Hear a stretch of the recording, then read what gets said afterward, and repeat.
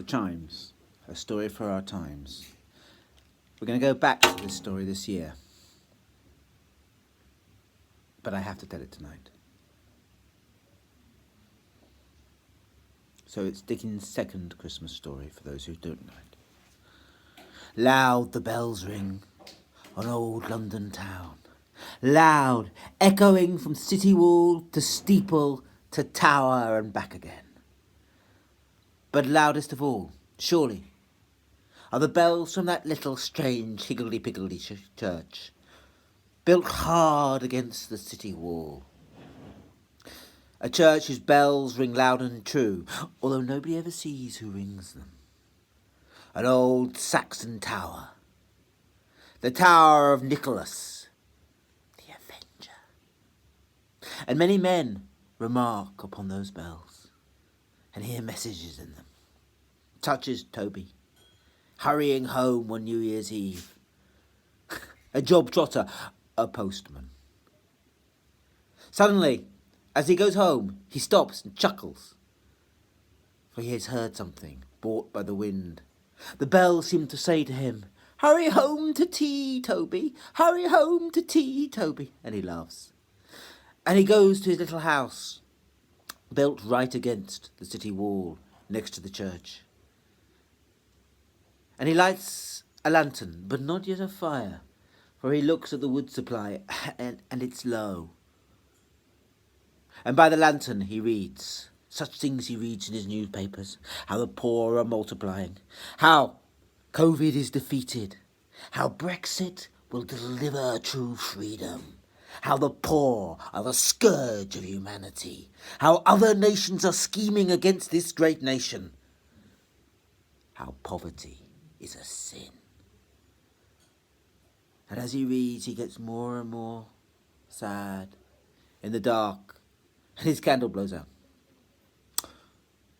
And he sleeps, and the bells seem to ring a dolorous chime. All hope is gone, Toby. All hope is gone. And he snoozes a while, until there is a loud on the door, and suddenly a laugh. And in comes a tall, pretty girl. "Oh, Dad, what are you doing being asleep there?" And she stokes up the bills of fire, and Bonnet puts an iron pot, and she wakes him up with a, "Wait up, sleepy boots, I'm here." And he laughs and says, "Oh, it's you? Oh, Meg, what are we doing? Apparently it's all our fault that the world is ending." "What you mean? You've been reading those newspapers again? I tell thee, Dad, you shouldn't read them. They're just crap sheets. They'll melt your brain." "No, my Richard is just going out to get one or two little supplies, bread and something else. And I'm tight tripe, I was half cooked already. It'll be done in about 10 minutes. Let's drink now and be merry." And in 10 minutes' time, a tall man with a nose that was very, very red, I suppose it could have been with the cold, came in. And soon after that, as Meg said, the tripe was ready. And they served it out in platters on the bread that Richard had bought, along with a black bottle full of strong, strong liquor. And they laughed and joked and were merry. And it seemed to Toby the bells rang. Now is what is real, Toby. Now is what is real, Toby. But just in the height of their merriment, there was a loud, and Toby felt a shiver as he opened the door, and he whispered to them, "It's going to be a job." And there were 3 gentlefolk. He could tell they were gentlefolk by their dress, and by the way they just came in without a "how do you do."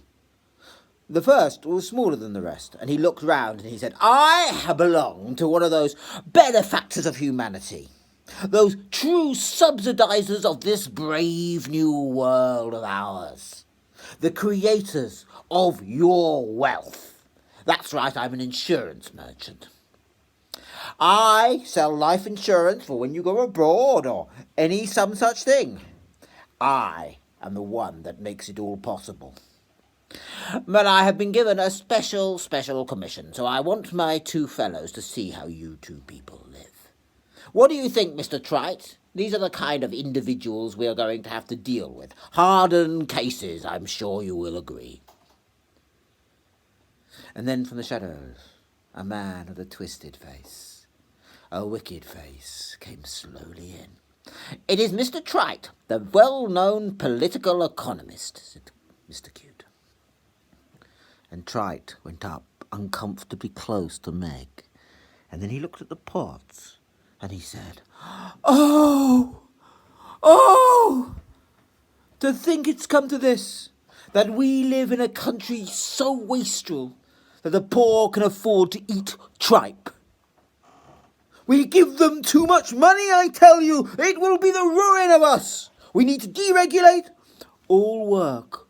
We need to ensure the poor are kept hungry, that they work hard, that we do not overpay them." Meg it was who said, "Well, what would you have us eat? What would you have us eat?" And Trite looked at her with a long look and said, "Bones. Until the poor eat only bones, this country will never find peace. Is that not so, Mog?" And the third, who was taller than the rest, said, "Oh, all this talk about money, it's so naff. I tell you what I long for. That we abolish this dreadful enlightenment. It was a mistake to teach you people how to read. You should be back in the fields with my people telling you what to believe, and you being happy." What does that mean?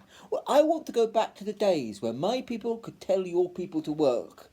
And if you didn't, there was always the gibbet and the gallows. Then we will find true peace. And now, at last, in this bright Britain of ours, such things are going to be possible, for all the pesky regulations telling us how to treat your kind will be brushed aside. Mr. Cute stood up and said, "Oh, well, maybe we'll need to talk about that. Take this letter to that prominent address and give him the go-ahead." And Toby stood. He took the letter and he read. Indeed, it was a prominent address in Westminster. And then he looked up and down Mr. Cute and he said, "Is there any talk of payment?" "They will pay you, no doubt, upon the other side." And so it was. Toby left, went through London, and as he left, the bells seemed to be ringing, "Make haste, Toby, make haste, Toby." Well, it was a very, very long way from the city to Westminster, and he knocked upon a very famous door. And an individual with blonde, untidy hair and a nasty look came down and said, What is it? What is it? What do you want? I was off to bed." And Toby said, "Nothing, I just got this." And he gave him the letter. And the individual looked at it and he said, "Well, this is our start. This is the levelling up agenda, written large. We are going to eradicate poverty." "Oh." "We're going to get rid of the poor. Those three excellent individuals have agreed to privatise all poverty in this bright new world of ours. We're going to level you up, whether you want it or not. They're all, of course, personal friends of mine. I met them all at college or university, and I'll vouch for every single one. And now they reckon they can turn poverty into a money-making enterprise. And isn't that going to be bright in this bright new Britain of ours?" And Toby, who didn't think it sounded very bright at all, said nothing. And the figure turned to him and said, "Well, why are you still here? What do you want now?" "Well, there was some talk about payment." "Ah, there might have been. My people will see your people and make you good. Don't worry, you will not lose anything from this. Absolutely nothing, I promise you. You'll be much better off. £350 million better off, probably." "What? But can I just be paid now?" "I don't have money on me. Who do you think I am? No, my people will see your people."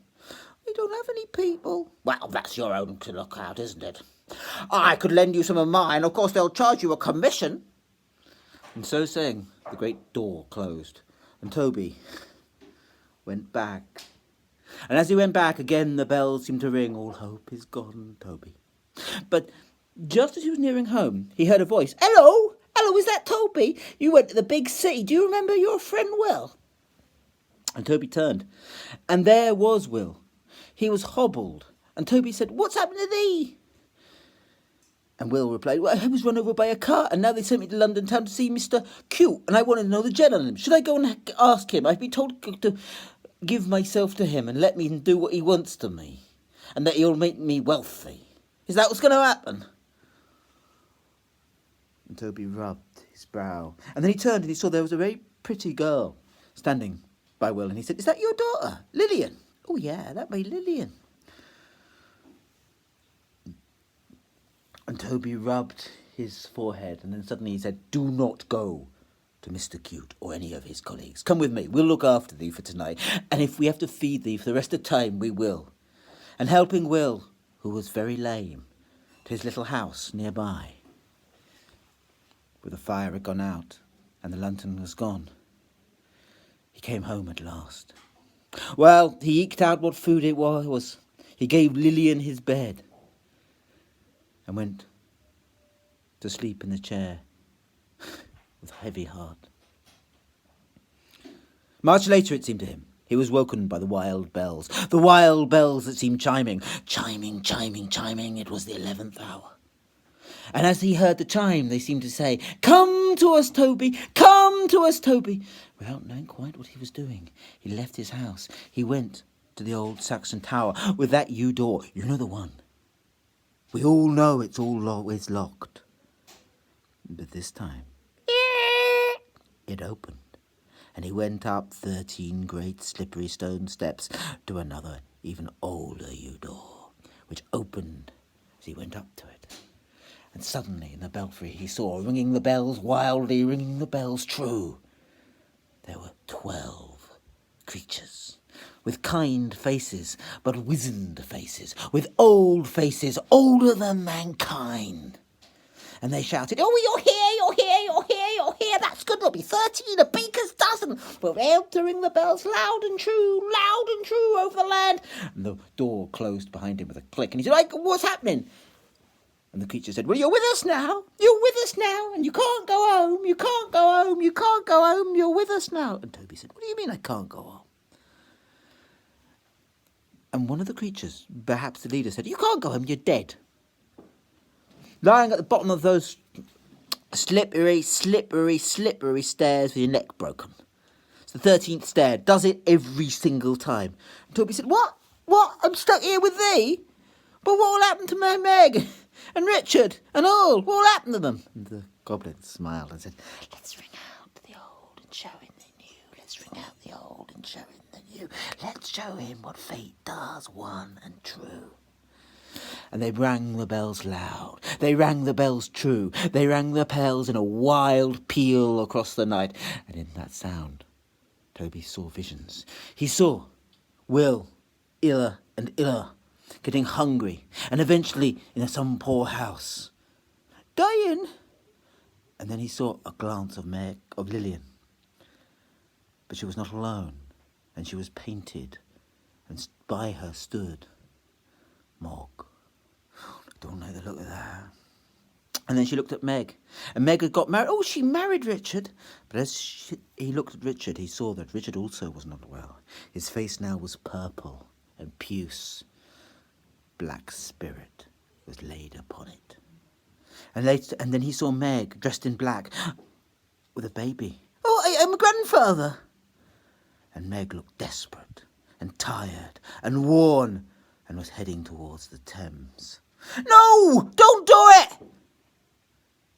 Toby cried. "Don't do it!" But it was just a vision, and the bells changed their note and it was gone. Then Toby turned and he said, "No, I can't stay here. I can't stay here ringing bells and peals with each all the end of time. I might want to do it, but I've got to go home. I've got to go home. I've got to change fate if I can. I've got to allow other things to happen. For this bright Britain of theirs is but slavery for mine and my kind." And the goblins, they shook their heads. But Toby beat upon the door, and his tears fell upon the stone. And as he cried, the goblins looked at him and said, "All right, this once we'll do what we've never done before. Let's ring out the 13th chime, loud and true. Let's change And so it was. With Toby there by their side, they rang out 13 great bells, loud across the land. Louder, louder, louder it built up, louder, louder, until Toby felt himself dizzying, till he felt all he was change and shift, and the tower moved backwards and forwards, and suddenly gone. And it was morning, and he was waking up, and he thought, was that just a dream? But he looked down in his hand, and in his hand he held a strange coin that he knew one of the goblins had given to him when he came up to the belfry. And he thought to himself, what? And then the bells rang, and he heard, make that difference, Toby. Make that difference, Toby. Make that difference. And he smiled. And he woke Meg up, and he woke Lillian up. And they had breakfast. And from that day, he tried to change the world he was in and to undo the fate the goblins had spun. Well, I adapted it a bit, but it's the chimes. Instead, it's the story for our times. We usually do it as a double act with monsters, but hey, it's a solo show in France, so like New Year's performance. See you another time.